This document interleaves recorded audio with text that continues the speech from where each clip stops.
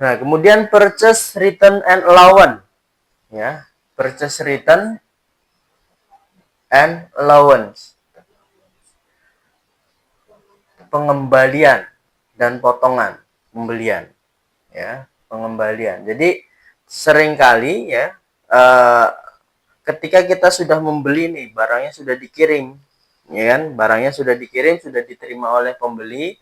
Nah, pembeli ngecek lagi, itu ada barang yang mungkin cacat, ya kan, atau rusak, ya kan, yang itu dikembalikan oleh si pembeli kepada penjualnya. Nah, di return, ya kan. Ataupun misalkan istilahnya ada potongan penjualan, itu juga bisa ya. Purchases may be dissatisfied because goods are damaged or defective. Ya. Jadi purchaser, si pembeli itu, ya kan, dia tidak puas, ya kan, karena barang yang dia terima itu rusak atau cacat atau of inferior quality or do not meet specification, tidak sesuai dengan spesifikasinya, ya kan, sehingga dia melakukan purchase return, ya. Return good for credit if sale was made on credit, ya. Jadi pengembalian barang untuk kredit kalau penjualan telah dibuat secara kredit, ya kan? Or for cash refund if the purchase was for cash, atau kalau dia atau pengembalian secara cash kalau dia pembeliannya secara cash, ya kan? Purchase loan may choose to keep the merchandise if the seller will grant an allowance deduction from the purchase price. Ya.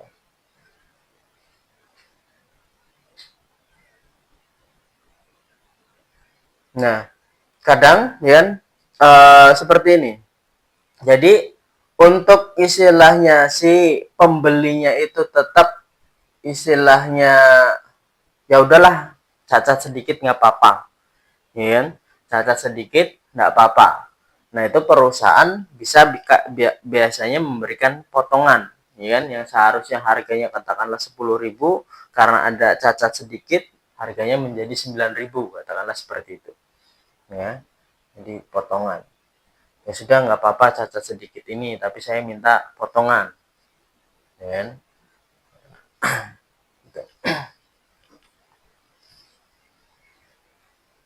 In perpetual inventory system, return of defective merchandise by purchases is recorded by crediting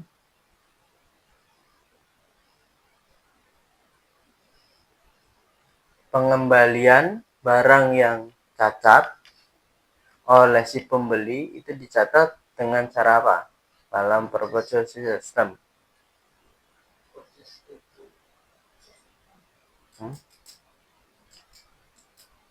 Purchase.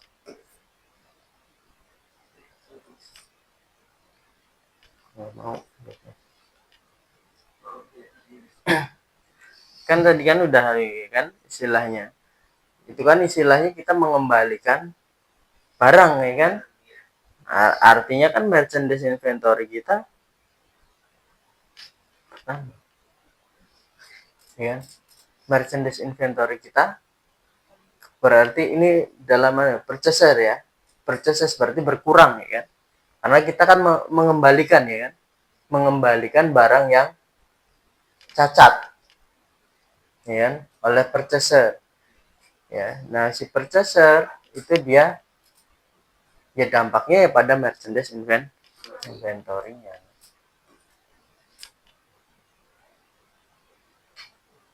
Assume that May 8 Sauk Stereo return to PW Audio Supply good costing 300. Berarti dia mengembalikan satu unit tadi ya, yang barang kedua, ya.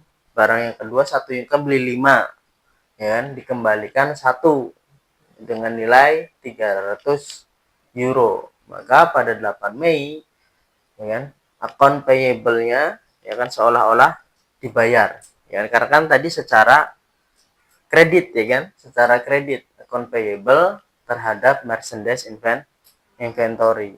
Merchandise inventory-nya dia kembalikan, artinya merchandise inventory-nya berkurang ya kan. Nah account payable-nya dia juga berkurang ya kan. Purchase discount. Credit term may permit buyer to claim cash discount for prompt payment. Ya. Jadi penjualan secara kredit itu kan biasanya ada termnya tadi, ya kan, to 10 and 30, ya kan. Nah, yang memungkinkan si pembeli itu bisa mengklaim cash discount tadi, yang 2% itu tadi, ya kan. Keuntungannya purchases save money. Ya, si pembeli dia istilahnya lebih irit lah, ya lebih hemat uang. Sedangkan seller shorten the operating cycle. Ya, si penjual itu perputaran operasionalnya lebih pendek, ya kan? Karena yang piutangnya kreditnya yang seharusnya 1 bulan dibayar lebih cepat, ya kan? Karena si purchaser dia pengen ngejar diskonnya tadi, ya kan?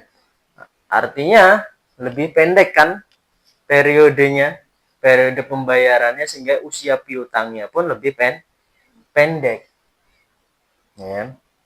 Jadi untuk istilahnya merangsang supaya si pembeli itu segera membayar hutangnya kepada perusahaan, itu si perusahaan dengan cara memberikan term itu tadi. Ya, kamu kalau misalkan bisa bayar dalam tempo waktu kurang dari 10 hari atau dalam tempo waktu 10 hari, kamu akan mendapatkan diskon 2%. Ya. To 10 and 30 bacanya. To 10 net 30 ya. Kalau misalkan lebih dari itu ya berarti dia tidak akan mendapatkan diskon tersebut. Ini purchase term-nya.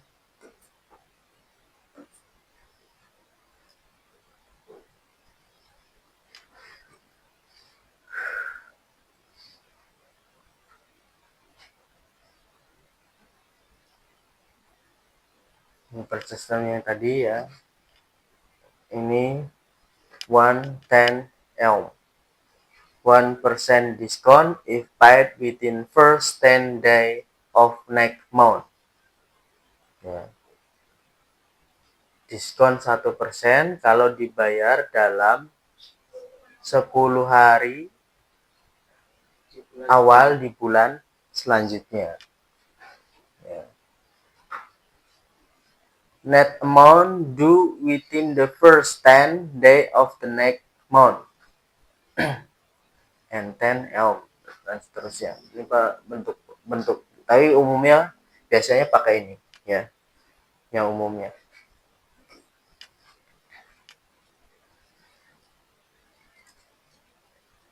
Assume Sauk Stereo Pay balance due 3.500, gross invoice 3.500 dikurangi dengan pengembalian barang, ya kan? 3.000 kan aslinya kan di invoice-nya kan 3.800 ya kan, cuman dikembalikan 1, ya kan? Last day the discount period. Jadi masih masuk ke dalam periode diskon, ya kan? Masih masuk ke dalam periode diskon. Prepare journal entry. Maka journal entry-nya adalah account payable di 3.500 dibayar ya kan, terhadap cash. Aduh, kok melompat ya.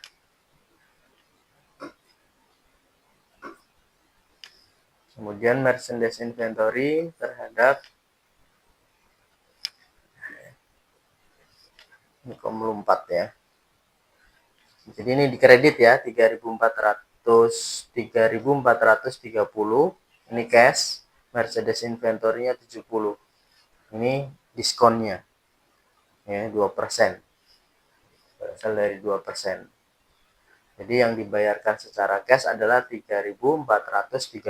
Yang ini adalah diskonnya. Jadi tidak dicatatkan sebagai diskon, tetapi langsung merchandise inventory. So stereo file to take discount and instead made full. Ini kalau misalkan dia membayarnya lebih dari 10 hari. Kalau tadi membayarnya dalam tempo 10 hari, ini kalau misalkan lebih dari, ya, maka conveyable terhadap cash. Itu ya. Jadi tidak ada potongan.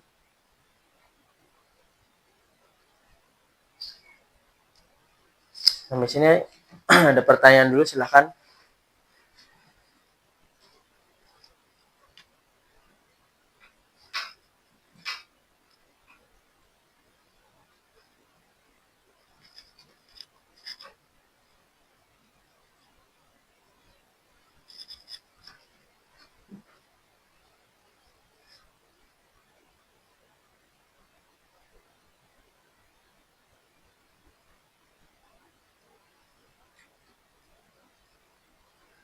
Ada pertanyaan?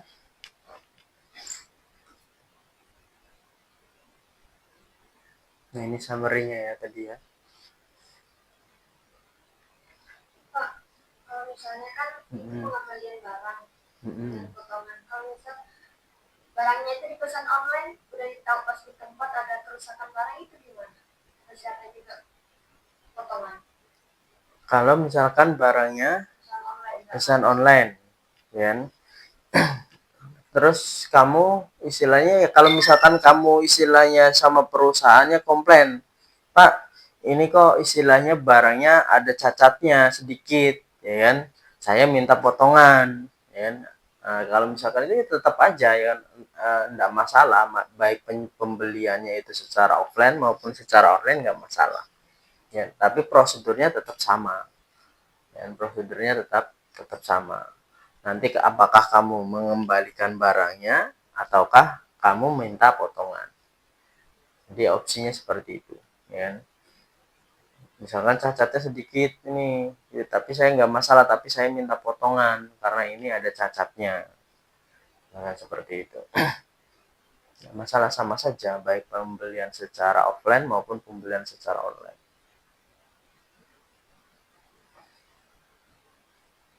Nah, ini tadi ya, kalau misalkan kita membuat pakainya perpetual, break in itu masuk ke dalam merchandise, ya.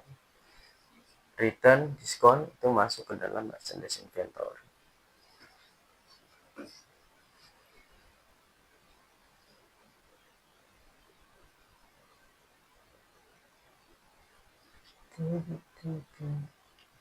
Itu dia.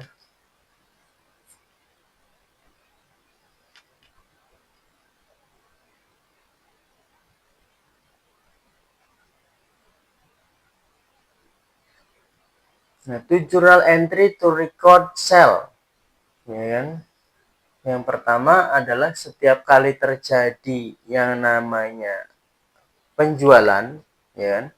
Itu kita akan mencatatkan penjualan itu sendiri, dan yang kedua kita akan mencatat harga pokok penjualan. Ini kalau kita misalkan menggunakan perpetual, ya. Kalau kita menggunakan perpetual system, jadi kalau ada transaksi penjualan itu pasti yang pertama kita mencatat transaksi ini, ya, cash or account receivable terhadap sale, ya. Kalau penjualannya tunai berarti cash, kalau penjualannya utang berarti account receivable. Yang kedua adalah untuk mengetahui cost of goods sold-nya, ya, dan persediaan barangnya.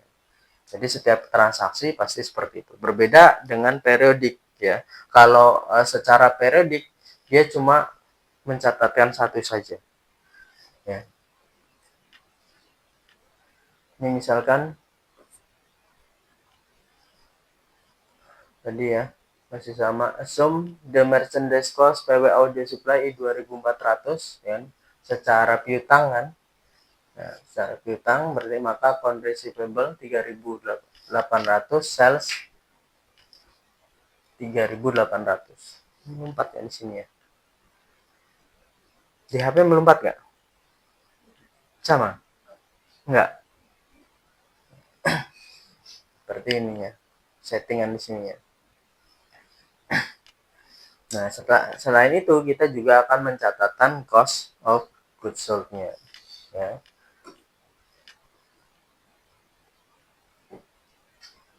Karena apa? Dia mendapatkan barangnya itu adalah 2.400, ya kan? Harga pokoknya 2.400, kemudian dijual dengan harga 3.800 ya.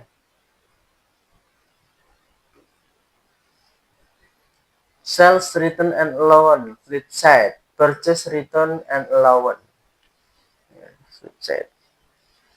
Kemudian kontra revenue, account debit, sales not debited because would obscure important of sale return and allowance as percentage of sale.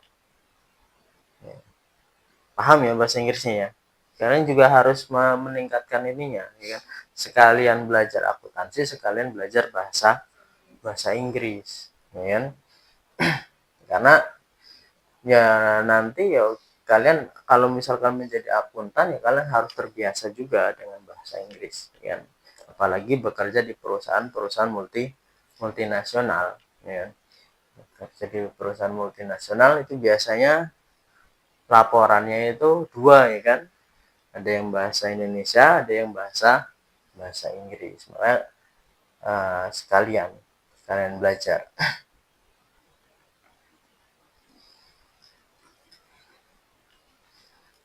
Langsung ke contohnya saja. BW Audio Supply would make to record the credit for written good that had 300 euro.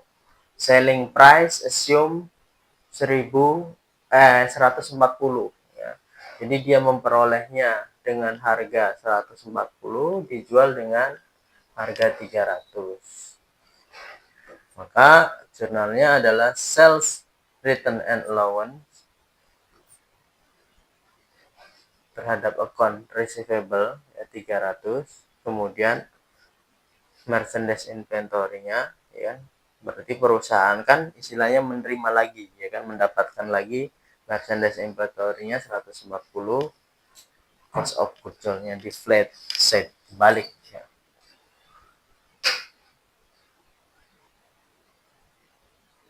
Tinggal membalik saja. Ya. Kalau penjualan itu cost of goods sold terhadap merchandise inventory, kalau return and allowance, kalau return ya, return berarti merchandise inventory. Termasuk allowance juga, ya, allowance juga seperti itu sama, merchandise inventory terhadap cost of goods.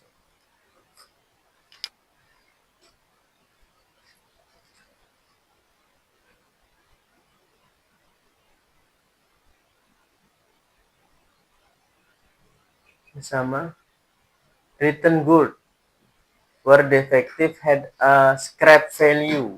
Nah, ini sudah mengalami kerusakan. Jadi ketika mengembalikan, ya, itu kondisinya sudah mengalami kerusakan, sehingga ada penurunan nih nilai. Ya, kalau tadi kan istilahnya tidak ada kerusakan, cuma cacat saja. Kalau misalkan sudah ada kerusakan, misalkan diprediksi nilai kerusakannya adalah 50, maka pencatatannya adalah seperti ini. Oke ya.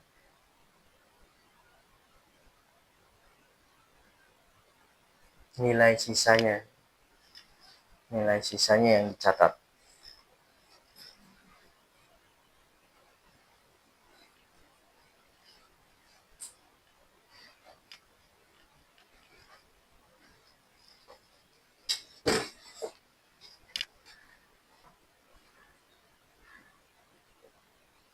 The cost of goods sold is determined and record each time a sale occur in apa? Predict inventory system, perpetual inventory system only. Keduanya atau tidak keduanya?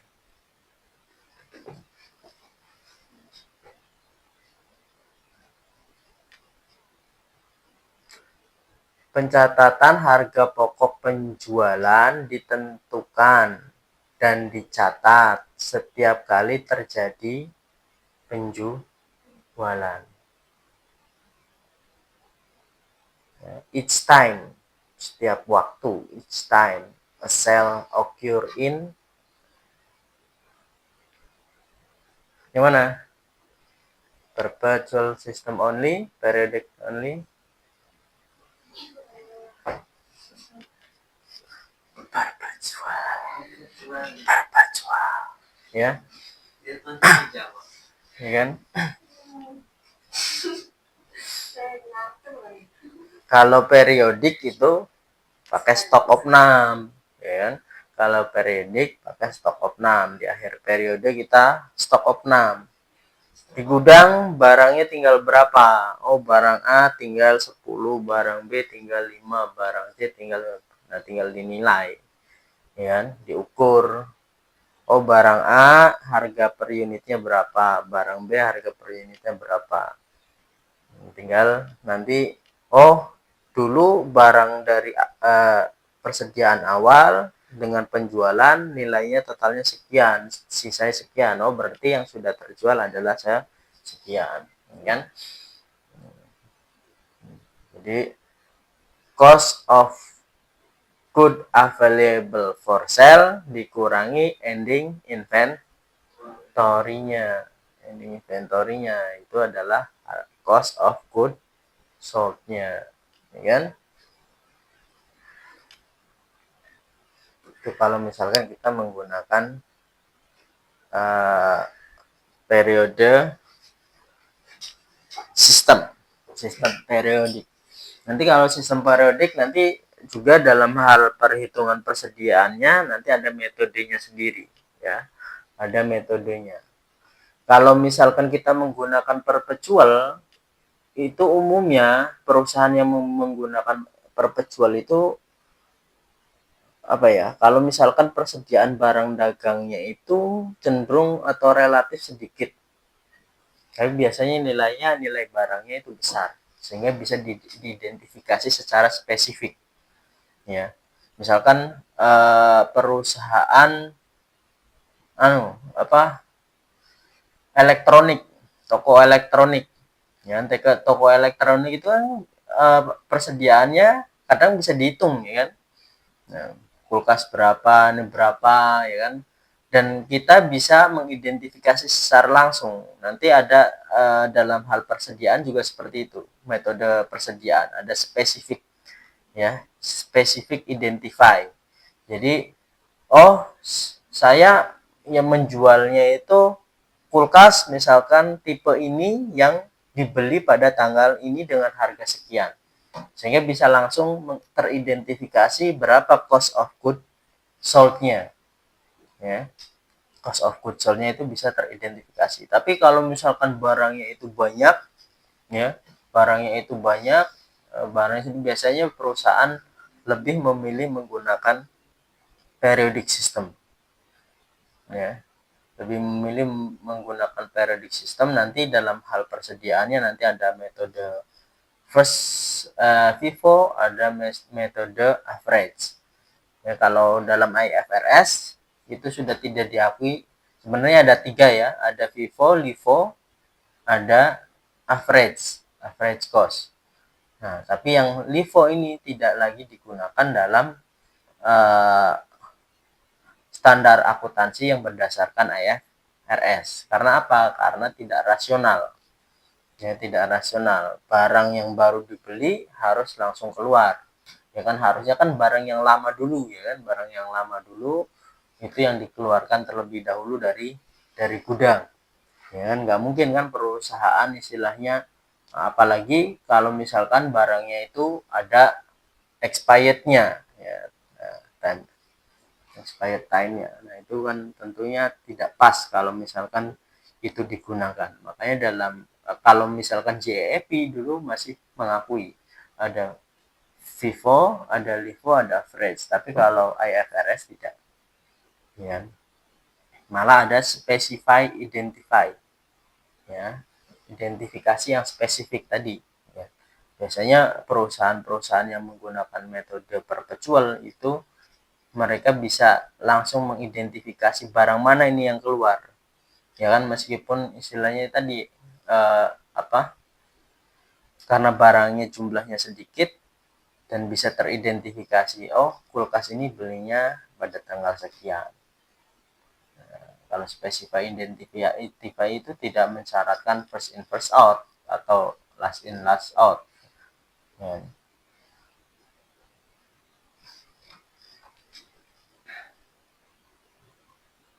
Last in first out, ya, ini seperti itu.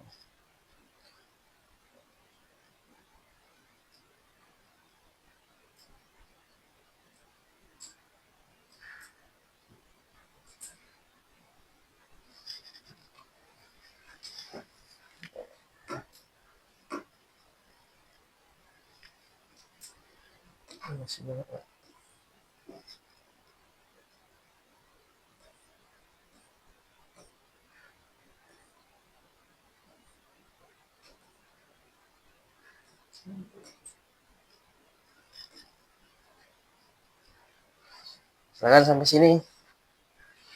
Ada yang ditanyakan?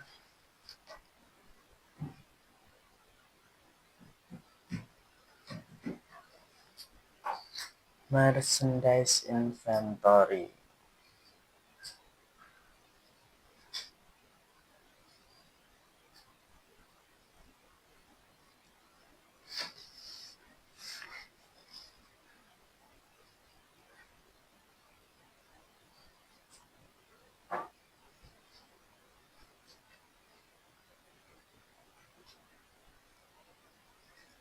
Ini kalau perusahaan perdagangan, ya. Nanti kalau perusahaan manufaktur nanti lebih ribet lagi, ya.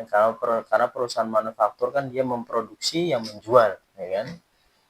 Dia memproduksi sendiri, ya kan. Berarti nanti ada persediaan bahan mentah, ya kan.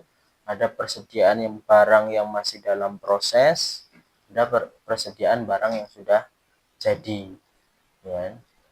Nanti ada cost of goods sold, ada cost of available for sale, ya kan. Jadi cycle-nya lebih panjang lagi, ya, karena dia istilahnya melakukan produksi sendiri, ya, perusahaan manufaktur itu. Jadi nanti kita selain melakukan cek fisik bahan persediaan jadi yang siap dijual, kita juga harus mengecek barang bahan baku, ya kan, dan juga barang yang masih dalam proses, ya, karena akuntansi itu kan kaitannya dengan periode waktu, ya, karena kaitannya dengan periode waktu. Kadang kita sudah harus laporan, ya, sudah harus membuat laporan, tapi masih ada barang persediaan yang di gudang, ya kan, ada barang persediaan yang masih dalam proses produksi, ya. Nah, itu harus dihitung, ya. Harus dihitung.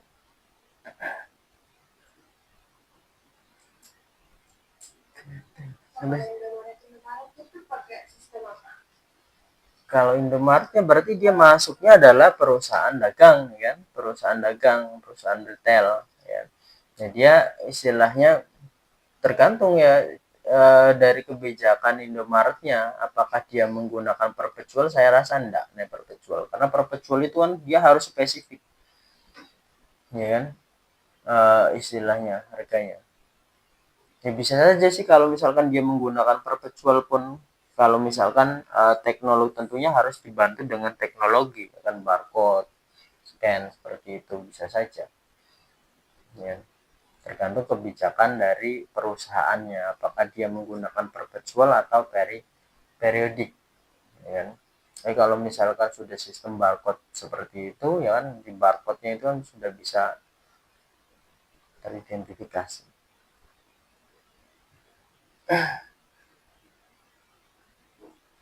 Nah, kalau misalkan perusahaan misalkan, oh saya menggunakan perpetual, ya sudah harus terus, ya kan, harus konsisten, ya. Makanya dalam karakteristik kualitatif, ya kan? Dalam kerangka akuntansi itu, kerangka konseptual akuntansi itu kan ada karakteristik kualitatif informasi keuangan. Di antaranya adalah konsistensi. Ya, kalau kita sudah menggunakan satu metode atau satu sistem dalam kaidah akuntansi, misalkan perpetual, ya dia harus menggunakan itu terus. Ya kan? Boleh nggak ganti pindah? Boleh, tapi nggak tiap waktu. Oh, tahun depan saya pakai perpetual, besok pakai periodik, besoknya lagi pakai perpetual. Nggak boleh seperti itu. Ya, nanti akan merusak tadi karakteristik kualitatifnya, akan mengganggu kualitas informasi keuangannya, ya. Sehingga nanti tidak bisa dibandingkan, ya. Kalau metodenya gonta-ganti kan istilahnya tidak bisa dibandingkan antara kinerja tahun ini kinerja sebelumnya, tidak bisa dibandingkan.